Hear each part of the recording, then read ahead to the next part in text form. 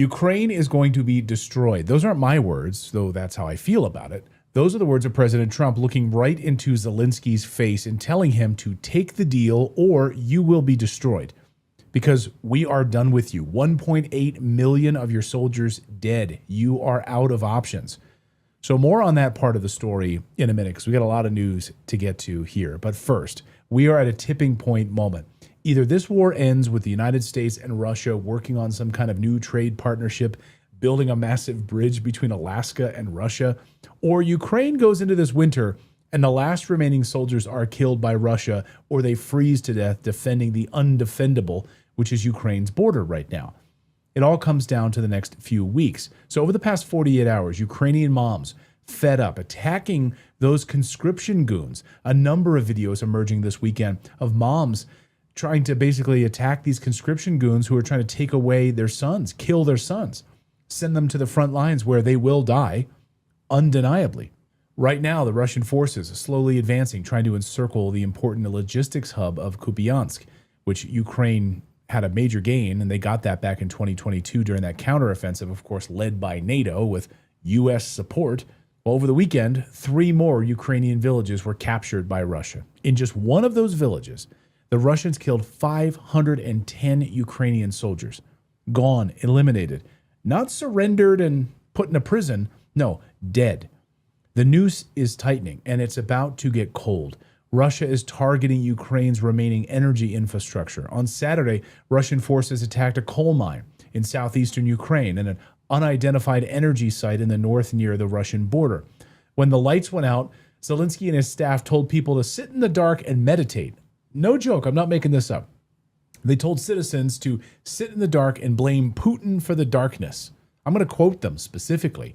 How should one prepare? First of all, mentally and psychologically. Breathing exercises are the simplest method. Inhale for 4 seconds, hold for 4, and then exhale. And pause for 4. A few such cycles send the brain a signal that everything is under control, end quote. Breathe in. It's Putin's fault. Breathe out. It's Putin's fault. No, it bloody isn't. And Trump knows this. Trump is done playing games with Ukraine's dictator, Zelensky. I'm told by sources close to the White House that this meeting with Trump and Zelensky was raw and very loud. Trump was cussing, swearing, yelling at the little clown, Zelensky. He even at one point threw things across the room in disgust. Reporters and multiple outlets say Trump shouted, cursed, even tossed maps across the table and yelled at Zelensky to accept Putin's terms. And he told them that if Ukraine refuses, it would be destroyed. Insiders reported that Zelensky brought out a damn map to show the front lines and how he can defend those lines, showing the previous border and all of that stuff. What was formerly Eastern Ukraine is now Russian. Trump just flipped out. He grabbed the maps, threw them across the room, and he said, I don't give a shit about your maps. Stop showing me your maps. I'm done. You can't win this thing. It's over. Zelensky looked like a beaten down man, like a little puppy. Let's not mince words here. This wasn't a polite negotiation. Sources tell Redacted that Trump basically exploded at Zelensky, repeatedly telling him that the runway for this resistance is now closing.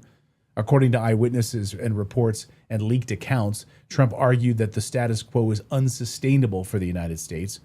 Our stockpiles are dwindling. Our willingness to keep arming Kiev is fraying. And he made clear to Zelensky that Washington's patience has limits. That moment, maps flying, voices raised, was a signal to everyone in the room and who was watching at home that the U.S. is pivoting from like unlimited military backing to hard transactional pressure right now. I mean, this time there weren't cameras in the room, but the Trump administration leaked the story to show just how fed up they are with Zelensky. So why does this matter? Because behind the drama lies a strategic reality. Putin has put forward an offer to end this fighting. Trump appears ready to push Ukraine towards it as much as they can. Putin's peace proposal, broadly cast as a freeze along current lines and potential territorial concessions in Kherson and Zaporizhia, it creates a brutal math problem for Zelensky right now. Accept a deal that codifies, puts into writing now, major Russian territorial gains. You know, the area that you were bombing for the last 10 years and killing all those ethnic Russians in a genocide? Yeah, that belongs to us now.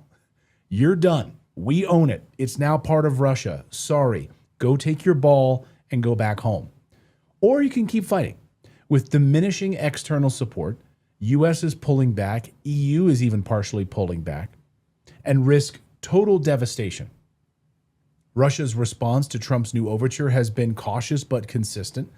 The Kremlin says the picture hasn't changed, but the geopolitical leverage has actually shifted. And now the biggest part of the story, this is like crazy. This is the biggest part, which is that Viktor Orban has stepped into this. Hungary's prime minister has unexpectedly stepped in to the role of mediator here, offering Budapest as the site for talks, calling his country an island of peace. This is huge. This isn't some neutral NGO or some obscure back-channel peace deal. This is a NATO and EU member openly inviting both Washington and Moscow to the table. And it shows how irrelevant other EU countries are right now. I mean, this isn't happening in France or Germany. It's happening in Hungary. Orban hosting this discussion sends a message straight to Ukraine. Even within Europe, cracks are forming in the once solid pipeline of political and military support for Ukraine. When a fellow NATO leader says, hey, I'll mediate this thing, it changes the political calculus for capitals across the continent. And by the way, Orban has said he would be a no vote on any NATO forces in Ukraine. He's a big veto power. So they've run out of time and they've run out of support. It is over for Ukraine. Now put those pieces together and you get the real danger for Kiev right now is a combination of US pressure, a Russian offer that makes territorial concessions around Kherson and Zaporizhia. We'll pull back a little bit. You can have that land back. And a European mediator willing to legitimize talks that could freeze in place Russian gains. In plain terms, this could be Ukraine's last clear chance to negotiate terms that preserve some of its sovereignty. Or it's going to be ground down to a mulch, to a much smaller, far less independent state. What if Russia takes Odessa? If Russia takes Odessa, you are now a landlocked country, and essentially you are not a country anymore. The stakes aren't abstract. We're talking about cities, infrastructure, millions of lives, and the future of a European order that's been stable for decades. I mean, let me be blunt for a second. If Ukraine refuses to engage seriously with these offers, if they continue to expect open-ended military support from an America that's telling partners, hey, we can't even fill up our own ammo dumps right now. We don't have the missiles to send you because we can't make them quickly enough. The consequences are catastrophic. Trump's posture is not just rhetorical theater here. He's signaling a policy that says the U.S. will not be the eternal safety net anymore. We cannot be. Our own missile supplies are running low, and we are $38 trillion in debt. We can't be your piggy bank anymore, tiny Zelensky. Basically, Trump was telling Zelensky, hey, who's your daddy? You are out of options without us. We are your daddy. It reminds me of that earlier White House meeting where Trump told Zelensky in no uncertain terms, you have no cards. So here's how I see it playing out. First of all, the U.S. is signaling that it won't shoulder this war indefinitely. Second, European countries are beginning to move towards negotiated outcomes that may be able to preserve peace. But yes, Ukraine will need to give up that land. Sorry, Eastern Ukraine is gone. It's now Russia. And third, Russia, they hold all the cards.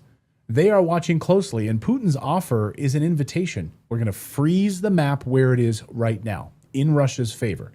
If Ukraine misreads the moment, if Kiev insists on making some big demands without the muscle to back them up, like if Zelensky's secretly listening to like Lindsey Graham tell him that, hey, you can beat Russia, the result will be the total annihilation of Ukraine. Out of options. This is the terrifying reality behind the fury in the White House. You will be destroyed. Take this peace deal now.